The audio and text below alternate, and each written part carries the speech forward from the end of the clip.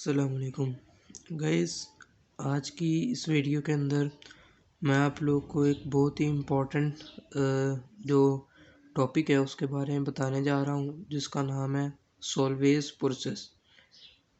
और आज से पहले मैंने आपको पहले बताया था कि पहले भी ये इस चैनल के ऊपर वीडियोस आती रहती हैं मेरी, तो जो भी इम्पोर्टेंट टॉपिक्स होते हैं उनको हम पहले डिस्कस कर लेते हैं ताकि जो बच्चों को कन्फ्यूजन है वो उस चीज़ के बारे में दूर हो जाए। तो ये वो एक सबसे पहले मैं ये बता दूं, ये लॉन्ग बोर्ड का इम्पोर्टेंस पॉइंट ऑफ व्यू से बड़ा इम्पोर्टेंट है।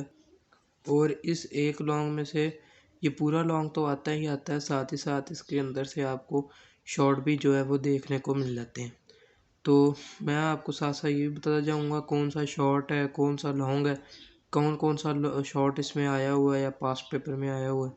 तो आप लोग ऐसी वीडियो अगर यहाँ तक पसंद आ रही है तो चैनल को लाइक कर देना, सब्सक्राइब कर देना और बेल आइकन का बटन भी जो है वो लाजमी दबा देना। तो गाइज़ ये बोर्ड का इम्पोर्टेंस है, जो लॉन्ग इम्पोर्टेंट काफ़ी ज़्यादा इम्पोर्टेंट है। और इसके अंदर जो जो चीज़ें आएंगी वो हम आगे जाकर डिस्कस करते रहेंगे। तो पहले मैं आपको ये बता दूं, जो सॉल्वेज प्रोसेस है ये सोडियम कार्बोनेट बनाने के लिए इस्तेमाल होता है। ठीक है, सोडियम कार्बोनेट क्या होता है, बनाने के लिए इस्तेमाल होता है। ये मैंने आपके लिए एक चार्ट रखा है, ये क्योंकि इसके रिएक्शन और बाकी सारी चीज़ें लोगों को समझ में नहीं आती, आपकी इसी कन्फ्यूजन को दूर करने के लिए बाकायदा ये चार्ट बनाया है। और इसके ज़रिए आप लोगों को बड़ी ही डीपली और चंद मिनट्स के अंदर जो है आपको इसकी बड़े अच्छे तरीके से समझ आ जाएगी, आपको भूलने नहीं लगा। बस वीडियो को एंड तक देखना और स्किप नहीं करना कोई पोर्शन, क्योंकि अगर कोई पोर्शन स्किप हो गया तो आप लोगों के लिए जो है वो वहाँ से कॉन्सेप्ट जो है वो क्या कह सकते हैं। अब अगर आपको वो कॉन्सेप्ट क्या पता वो ज़रूरी बात हो जो आपको ना समझ में न, जो आपके लिए इम्पोर्टेंट हो, और अगर आप उसको स्किप कर दें तो फिर मुश्किल का बायस बन जाता है। तो पहले हम देख लेते हैं कि सोडियम इसका जो प्रिंसिपल है, प्रिंसिपल पहले हम बुक को चेक कर लेते हैं। ये हमारी बुक है, इसमें जो आपका प्रिंसिपल है ये बड़ा इंपॉर्टेंट शॉर्ट है। ठीक है, इसके साथ आपको प्रिंसिपल के साथ ये रिएक्शन आपको लाजमी लिखना पड़ेगा। प्रिंसिपल ऑफ सॉल्वेज प्रोसेस जो है ये सोडियम कार्बोनेट बनाने के लिए इस्तेमाल होता है। ठीक है, और इसके अंदर से CO2 जब इसका जो, और फिर हम एक और चीज़ जो इसके अंदर आएगी वो है ब्राइन सोल्यूशन। ब्राइन अब क्या है, sodium brine, sodium solution brine. Brine अब क्या है, ब्राइन है कंसनट्रेटेड सोल्यूशन। अब कंसनट्रेटेड सोल्यूशन का मतलब क्या है असल में, टीचर भी असल में बोलते रहते हैं कंसनट्रेटेड सोल्यूशन, कई जगह आपने पढ़ा भी होगा, लेकिन बच्चों को समझ में नहीं आती असल में है क्या। कंसनट्रेटेड सोल्यूशन वो सोल्यूशन होता है कि जैसे आपने पानी लिया उसके अंदर नमक डाला, अब नमक डालते कि वो डिज़ोल्व होता गया, नमक डाले, एक वक्त आएगा कि वो नमक डिज़ोल्व होना बंद हो जाएगा और वो उसके नीचे बैठना स्टार्ट हो जाएगा। वो जो स्टेज, और ये स्टेज हमेशा आती है, नहीं कि आप ये कहें कि यार ये बड़ा बहुत ज़्यादा सॉल्युबल है, तो इसके अंदर ये ऐसे नहीं है। ये हर चीज़ में जो भी चीज़ सॉल्युबल होगी, चाहे जितनी मर्जी ज़्यादा सॉल्युबल हो, उसके अंदर एक कोई ना कोई ऐसी ऐसी ऐसी जो है वो चीज़ आती रहती है।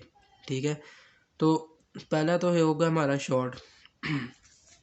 ये हमारा पहला शॉर्ट हो गया, प्रिंसिपल ऑफ सॉल्वेज प्रोसेस। और उसके बाद हमारे साथ लिखना क्या है, ये प्रिंसिपल लिखना है, साथ इसका हमने ये रिएक्शन मेंशन कर देना। उसके बाद हमारे पास जो रॉ मटेरियल है, इसके लिए हमें रॉ मटेरियल होता है, हमें चीज़ें क्या क्या चाहिए। ठीक है, क्या क्या चीज़ें आप लोग को इसके लिए रिक्वायर्ड होंगी, कौन कौन सी चीज़ें आप लोग लेके तब इसके साथ बना सकते हैं। और ये जो इंडस्ट्रीज में यूज़ होता है जो है ये वाला जो प्रोसेस है, इसके लिए हमें 3 चीज़ें सिर्फ रिक्वायर होती हैं। लाइमस्टोन, इसको चूने का पत्थर भी कहते हैं, ठीक है, या अमोनियम गैस, और सोडियम क्लोराइड ब्राइन। और यह ब्राइन सोल्यूशन ये जो मैंने आपको बताया ये क्या होता है, ये आपके पास कंसनट्रेटेड फॉर्म ऑफ जो है NaCl की जो कंसनट्रेटेड फॉर्म, NaCl आम घर वाला नमक होता है, उसकी कंसनट्रेटेड फॉर्म होती है। लाइमस्टोन चूने के पत्थर को कहते हैं।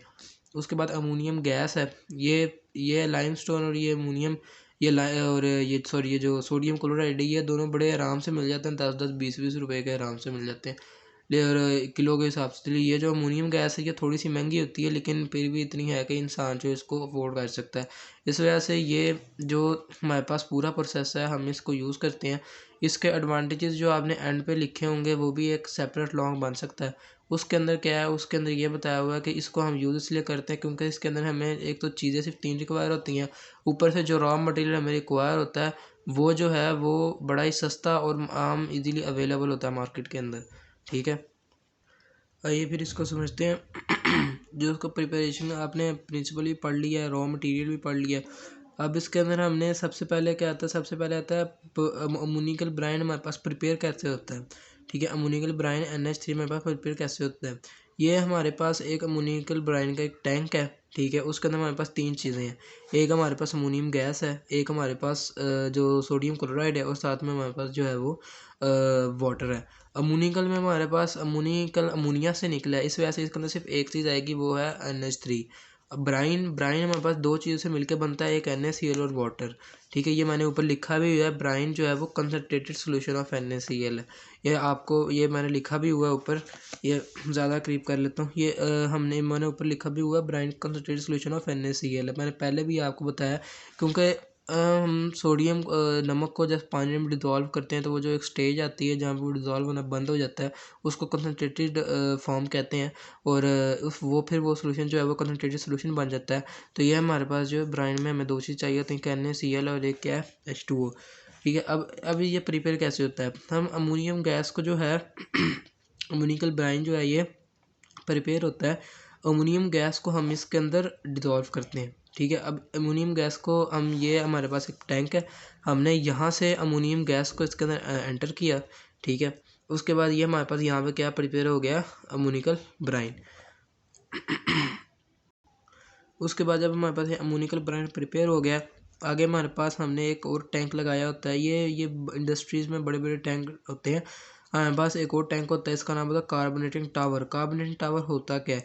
ठीक है, अब इस कार्बोनेटिंग टावर के अंदर हमारे पास तीन चीज़ें होती हैं। एक होता है हमारे पास कार्बन डाइऑक्साइड, अमोनिया, और साथ में हमारे पास वाटर। ठीक है, ये हम इसके अंदर ये होता है कि हम कार्बन डाइऑक्साइड को एंटर करते हैं। ठीक है, में इसके अंदर हम कार्बन डाइऑक्साइड को जो है वो एंटर करते हैं, इस वजह से इसको कार्बोनेटिंग टावर। आप ये कार्बन से याद रख लें, उस कार्बन में भी कार्बोनेटिंग टावर में भी कार्बन आता है, उसके अंदर से हम कार्बन डाइऑक्साइड को ही पास करते हैं।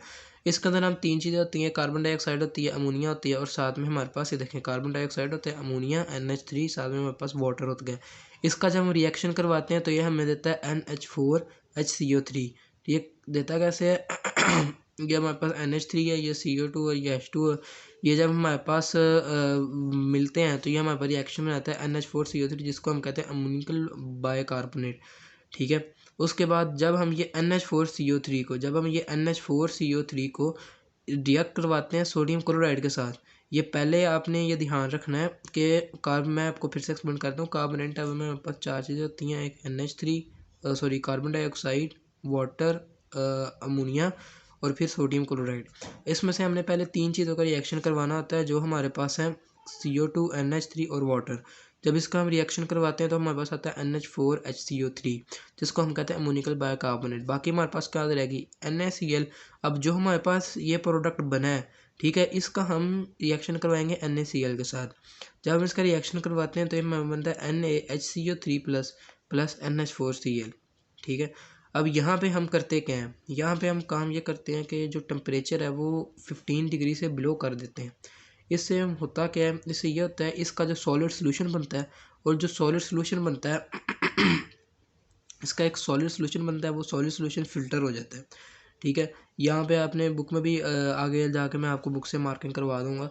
तो इससे हम क्या करते हैं, यहाँ पे हमारे पास एक सॉलिड सोल्यूशन प्रिपेयर होता है। वो सॉलिड सोल्यूशन जब हम बिलो 50 करेंगे तो सॉलिड सोल्यूशन प्रिपेयर होगा। ठीक है, वो जो सॉलिड सोल्यूशन प्रिपेयर होता है उससे हमारे पास ये फ़िल्टर होती है, और फिल्ट्रेशन में हमारे पास एक रिएक्शन आता है NaHCO3 वाला। और सॉरी, इसको हम जो है वो बेकिंग सोडा के लिए भी यूज़ कर सकते हैं। ये भी मैं आपको साथ साथ बताता चलूँ, इसको बेकिंग सोडा के तौर पे भी हम लोग यूज़ कर सकते हैं।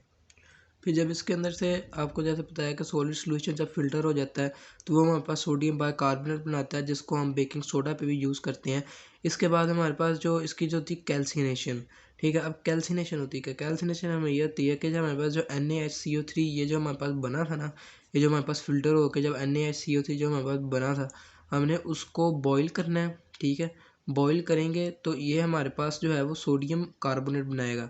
मतलब सोडियम NaCO3 क्या होता है, सोडियम बाइकार्बोनेट होता है ना। अब सोडियम बाइकार्बोनेट को हमने बॉईल करना है तो ये हमारे पास क्या रिएक्शन बनाएगा, सोडियम कार्बोनेट, साथ में वाटर, और साथ में जो है वो कार्बन डाइऑक्साइड। ये तीन चीज़ें हमारे पास प्रिपेयर होंगी।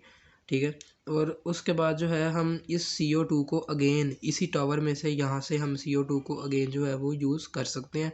अगेन CO2 को हम यहाँ से यूज़ कर सकते हैं। अब ये CO2 भी हम साथ में जो है वो क्या कर रहे हैं, प्रिपेयर कर रहे हैं। उसके बाद बाकी हमारे पास अब ये हिस्सा हमारे पास अलहदा हो गया। ठीक है, इस पूरे हिस्से को आप लोग अब मतलब यहाँ तक आपको समझ आ गई होगी। इससे आगे बात करते हैं। हमने कहा था हमारे पास 3 चीज़ें करने CL है, साथ में हमारे पास जो है वो NH3 है। लेकिन हमारे पास Ca जो लाइमस्टोन था जो हमारे पास था, CaCO3 हमारे पास लाइमस्टोन था। अब उसका क्या करें, वो तो बच गया। उसका हम ये करेंगे, उससे हम जो है लाइम किल्न कहते हैं। लाइम स्टोन को जब हम हीट करते हैं तो हमारे पास लाइम किल्न प्रोड्यूस होता है, जिसको CaO आप कहते हैं। CaO लाइम किल्न को कहते हैं हम। और जैसे हम CaCO3 को जैसे मैंने आपको बताया था, ये हमारे पास जो है वो चूने का पत्थर होता है। जब इसको हम बॉईल करते हैं, जब ये CaCO3 जो है जब इसको हम बॉईल करते हैं तो हमारे पास क्या बनता है कि CaO और CO2। ठीक है, कैल्शियम। अब ये जो CO2 है, ये कैल्शियम ऑक्साइड, जो कार्बन डाइऑक्साइड, ये जो हमारे पास CaO जो हमारे पास ये यूज़ होता है, इसको अंदर हम क्या ऐड करते हैं, वाटर। ठीक है, ये CaO को हम कहते हैं क्विक लाइम। क्या कहते हैं, क्विक लाइम। अब इसके अंदर हम दोबारा वाटर ऐड करते हैं तो ये हमारे पास जो है वो बन जाता है CaOH ट्वाइस, जो हमारे पास क्या कहता है, स्लेक्ट लाइम। मैं दोबारा से एक्सप्लेन कर रहा हूँ। जो जो हमारे पास है लाइम किल्न, वो हमारे पास है CaO।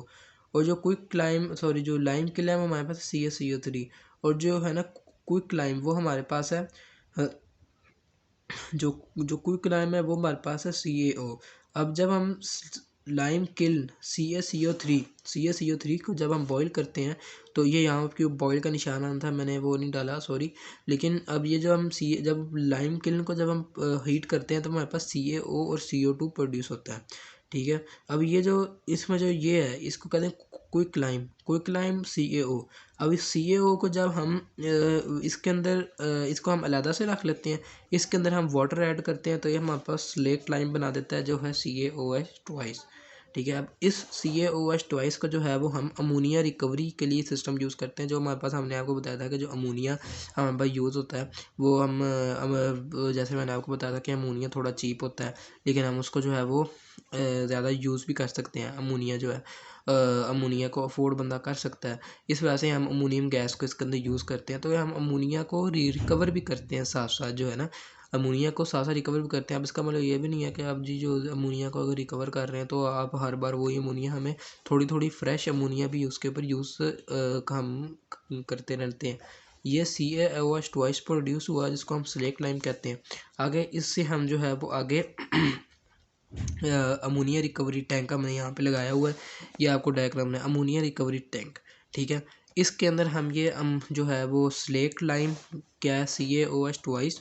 ठीक है, और साथ में हमारे पास जो है वो NH4Cl, जो हमने पीछे जो है वो पीछे जो ये जो कार्बोनेटिंग टावर के अंदर जो हमने प्रोड्यूस की थी NH4Cl, इन दोनों को जब हम मिलाते हैं तो ये हमारे पास NH3 और साथ में हमारे पास CaCl और साथ में हमारे पास वाटर जो है वो प्रिपेयर करता है।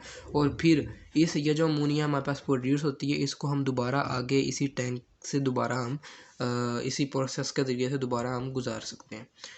तो ये हमारे पास है। अब हम एक बार बुक को भी ज़रा चेक कर लेते हैं इसका। अगर आप लोगों को स्क्रीनशॉट लेना है तो ले लें। ये बाकायदा एक डायग्राम के तौर पे मैंने आपको समझाया, ताकि सारे रिएक्शन और सारा, क्योंकि टॉपिक लंबा है और जो बच्चे को याद रहने वाली चीज़ें हैं वो नहीं रहती, तो ये बाकायदा मैंने ग्राफिकल एक कह लें प्रेजेंटेशन आप लोग के लिए तैयार की थी। तो उम्मीद करता हूँ ये आप लोग को अच्छी लगी होगी। तो यार सब्सक्राइब चैनल को लाजमी कर देना, सारा आप लोग के लिए किया मैंने। तो अब हम बुक को एक बार देख लेते हैं। बुक में मैं आपको बताता हूँ, बुक में हमारे पास जो शॉर्ट है, वीडियो लंबा हो रहा है 14 मिनट का, बस मैं आपको ये बताऊंगा क्या शॉर्ट है क्या लॉन्ग है। इसके अंदर से आपको प्रिंसिपल अगर शॉर्ट आएगा तो पहले बता दूं, पूरा लॉन्ग आ सकता है।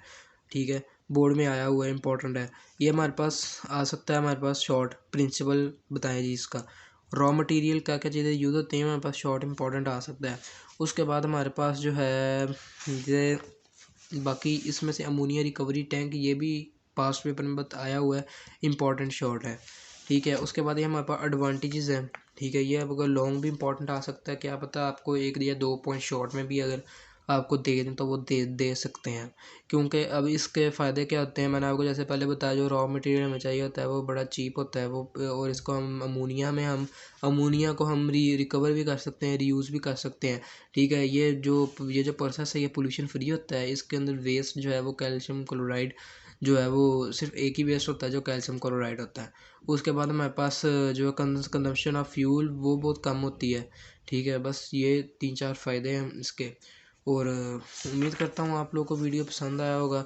चैनल को लाइक शेयर कमेंट लाजमी कर देना, चैनल को सब्सक्राइब भी कर देना, और कमेंट करके बताना वीडियो कैसा है। तो जो अगला हमारा टॉपिक होगा वो इंशाल्लाह जो है रिफाइनमेंट ऑफ रिफाइनिंग और प्योरीफिकेशन ऑफ मेटल, या फिर हमारे पास प्योरीफिकेशन ऑफ कॉपर। इंशाल्लाह नेक्स्ट वीडियो इसके ऊपर बनाएंगे। तो फिर मिलते हैं फिर अगली वीडियो में गाइस। टिल देन अल्लाह हाफिज़।